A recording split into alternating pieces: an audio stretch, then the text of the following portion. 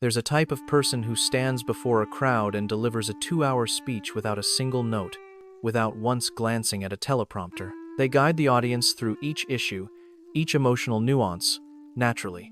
Are they geniuses? How many months did they spend memorizing? The answer actually doesn't lie in memory. It's authentic self-trust, an authentic self-trust so profound that no one can perform or memorize it. Another very common misconception is that many people equate confidence in one's own opinions with arrogance. When someone dares to say, "I think differently," dares to hold their viewpoint before a crowd, and doesn't rush to change just to gain consensus, they're often labeled as stubborn or conceited.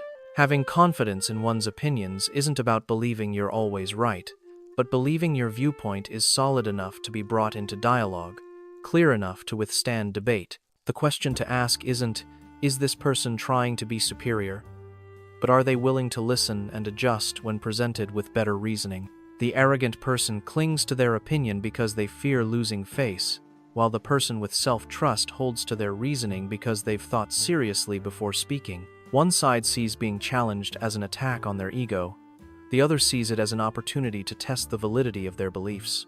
If a person can maintain their opinions without putting others down, without speaking louder, without winning through emotion, then that's not arrogance, that's a sign of a sufficiently solid internal foundation. And perhaps, society needs to distinguish more clearly between those who love truth and those who are merely defending their ego. When looking deeply into the lives of people with such solid internal trust, I discovered a very humane truth. It doesn't matter whether they were born into wealthy or poor families, what they received was unconditional support. A child learning to walk. If it falls, its parents don't scold or make it feel ashamed of its clumsiness. Instead, they look at it and say, "It's okay, try again, child." When it grows up and makes a wrong decision, instead of being abandoned or blamed, it still finds its home harbor always open. It's this persistent support that created a safety net in their psyche. They believe in themselves because they've always had people who believed in them before they accomplished anything great. The encouraging voice of family back then has now become their internal voice. Just speak, just do. Your value doesn't lie in whether you stumble over a few words or not. In modern society, we're easily lifted by a word of praise and plunged into the abyss by a word of criticism. We live like mirrors, reflecting every attitude of the world around us. People with internal trust don't. They evaluate and approve themselves before stepping out into the world. They don't need to step onto the stage to seek validation from the audience. They don't need applause. The less they need it, the louder it becomes. Don't try to convince others you're good. The less you do, the more trustworthy they find you. Their clarity lies in this. They understand that others' opinions are a type of reference data, not the essence of who they are. A diamond, whether lying in mud or placed on a crown, is still a diamond. Defining their value as a constant has helped them maintain a strange calmness. They don't live by others' eyes, so they have enough space to focus entirely on being themselves. I realize that these people have evaluated and approved themselves before stepping out into the world. They don't step onto the stage to seek validation from the audience. On the contrary, they stand there to give value. When your goal is to give rather than receive, your psychology is in a completely different position.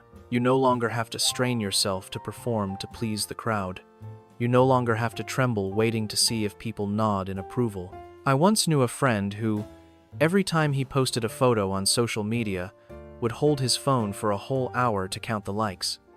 If the number was lower than expected, he would be gloomy all day. Most of us are living as mirrors like that. When the world shines praise on you, you see yourself sparkling. But when the world throws a doubtful look, you start to crack. People with solid internal trust don't live like mirrors. They live like lamps. Their light radiates from within, independent of whether the surrounding environment reflects it or not. In psychology, we call this internal locus of control. Even when misunderstood, they remain calm, not frantically spending hours justifying themselves, trying to change others' thoughts. They understand a cold truth. Others' opinions of you are essentially a type of reference data, not objective truth. By whose measuring stick are you valuing yourself? By the number of likes on social media? By your boss's nod? Or by a value system you've built yourself? There's a confusion between blind confidence and grounded trust. I've seen people shout, "I'm sure I'll succeed," but collapse at the first headwind. That's trust built on sand. With them, trust is built on data. I once asked a speaker why they weren't afraid of forgetting their lines. They laughed. "I don't memorize the words. I memorize the times I've fallen." Each challenge overcome, even the smallest, is recorded by them as ironclad evidence that I can do it. I don't know what the outcome will be, but I trust I have the capacity to handle whatever happens. This is the shift from trusting the outcome to trusting the process. Instead of hoping for luck or some miracle, they rely on the perseverance of their own 2 feet. A person's greatest capacity isn't what they have, but their belief in what they can become. Observing people with internal trust, they see themselves not as a finished product, but as a project being continuously upgraded.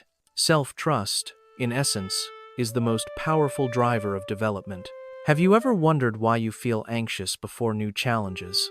Is it because you're lacking evidence of your own abilities? Are you accumulating data for your own trust every day? Or are you still waiting for someone to come and bestow confidence upon you? In a debate, where the person with very high expertise is the only one who dares to say, "This I truly don't know, I need time to learn more," while those around try to use grandiose terminology to cover up their vagueness. Why is the truly confident person the most comfortable when admitting they're lacking in some aspect? They don't need to strain themselves playing the role of an all-knowing sage to please anyone. This clarity helps them escape the trap of arrogance. They understand that their value doesn't lie in knowing everything, but in their capacity to learn and their honesty. When you see them calmly admit a mistake, it's because they truly see that mistake as normal. They view shortcomings as a temporary state, a new territory to be explored on their knowledge map. I once wondered, people who always believe in themselves, when alone in an empty room, what do they think? Do they weaken or doubt? The answer is certainly yes. The difference lies in how they dialogue with that solitude. We fear silence. Do you often have to turn on music, scroll through your phone aimlessly, seek an appointment just to escape the feeling of emptiness inside? For them, the inner self is a sacred temple, not an invisible prison. There's a misunderstanding that people who believe in themselves are those who don't need anyone. That's not true. They still need love, still need companionship. In fact, they cherish deep relationships more than anyone, but their clarity lies in loving without possessing, companioning without depending. I once saw myself exhausted from trying to please everyone, from fearing someone would judge me poorly. Perhaps you've also experienced that feeling. The feeling of having to perform a role that isn't you to be loved. People who believe in themselves have also been through that trap, but they realized, if you have to act to be loved, then people are loving that mask, not loving you. Therefore, they choose to live authentically. In relationships, they bring a strange lightness. Why? Because being with them, you're allowed to be yourself. They don't bring out their measuring stick to force you to be longer or shorter. Their self-confidence creates a safe space where both they and you can speak your truest thoughts without fear of judgment. This is the generosity of those who have found their internal foundation. They praise you not to flatter. They give you feedback not to undermine. They're precious not because they're better than us, but because they show us that. A healthy relationship is when two people stand firmly on their own feet, but still choose to hold hands to walk together. You don't need to be someone else to deserve their kindness, and conversely, they also cherish you for your uniqueness. Most of life's fears are drawn by one's own imagination. You overcome the threshold of insecurity. Each evening, when standing before the mirror after a long day, as long as the person in the mirror nods with satisfaction, that's enough. Today you lived beautifully. All the chatter out there suddenly becomes as meaningless as wind passing through a door crack. This life will be much easier to breathe if you start caring more about how you feel rather than worrying about how you look. The final destination you reach is absolute freedom. When you truly believe in yourself, you no longer have to live to meet any script that others have written. You no longer have to strain yourself to prove anything. It needs to be clarified, the equation between self-belief and arrogance. Someone who always beats their chest, claiming they're better than others, always looking down on others with half an eye. That's not confidence. That's insecurity disguised with a flashy shell. Arrogance is essentially the cry for help of a trembling ego, needing to put others down to feel taller.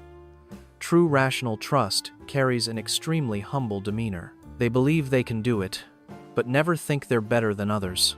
Each person has their own race, their own value system. If today you leave this auditorium with a single thought, I hope it's not I need to be more confident, but I need to believe in myself more consciously. Trust enough to not betray yourself, enough to not borrow the crowd's consensus as a substitute value, and enough to still open the door to change when encountering a greater truth. This world doesn't lack people who speak very loudly, but it always lacks those who are both solid, kind, and know where they stand. You can become such a person, you don't need to prove it to anyone anymore. Thank you for choosing to believe in yourself in the most rational and kind way. I hope self-confidence becomes a sturdy root for you to reach higher and be more compassionate. Self-belief is the greatest capacity for you to redesign your life the way you want. See ya.